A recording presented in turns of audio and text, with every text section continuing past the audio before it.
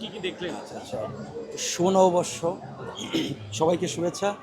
খুবই ভালো লাগছে এবং আমাদের বাঙালিদের মানে আদি কালচার এটা, এবং খুবই ভালো লাগছে। এই কারণে বলবো যে খুব নিয়ম শৃঙ্খলা মেপে এবং সুশৃঙ্খলভাবে সুন্দরভাবেই মানে উদযাপিত হচ্ছে, এবং মানে কোথাও কোনো অপ্রীতিকর ঘটনা তো নাই।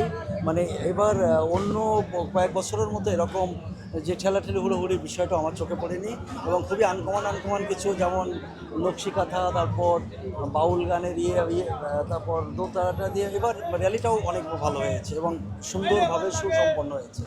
আচ্ছা, বাংলাদেশের যে সংস্কৃতি সেই সংস্কৃতি বাদ দিয়ে আমরা দেখি নতুন সংস্কৃতি বা ইংরেজি সংস্কৃতি, বিভিন্ন সংস্কৃতি বাংলাদেশের সংস্কৃতিতে যোগ হচ্ছে। বাংলাদেশের সংস্কৃতি ধরে রাখতে গেলে আমাদের কি কি করণীয় বা কি কি করতে হবে? আমাদের এই বিশ্বের বুকে বাঙালিদের মানে শুভ নববর্ষ যেটা বাংলা এটা তো সব জায়গাতে সমর্থিত হয়েছে। আমেরিকাতে বিশ্বেও পালিত হচ্ছে, সমস্ত বিশ্ব আছে। আমাদের এই কালচারটা এখন সমস্ত বিশ্বের কাছে খুব গ্রহণযোগ্যতা পেয়েছে। এটা আর কখনো এটা মুছে যাওয়ার মতো আর বিষয় নয়, বরং এটা এখন অল্প অল্প আকারে হতে হতে এখন সারা বাংলাদেশের সব জায়গাতেই হয়। বৈশাখী মেলা হচ্ছে, কালচারাল অনুষ্ঠান হচ্ছে, র্যালি হচ্ছে।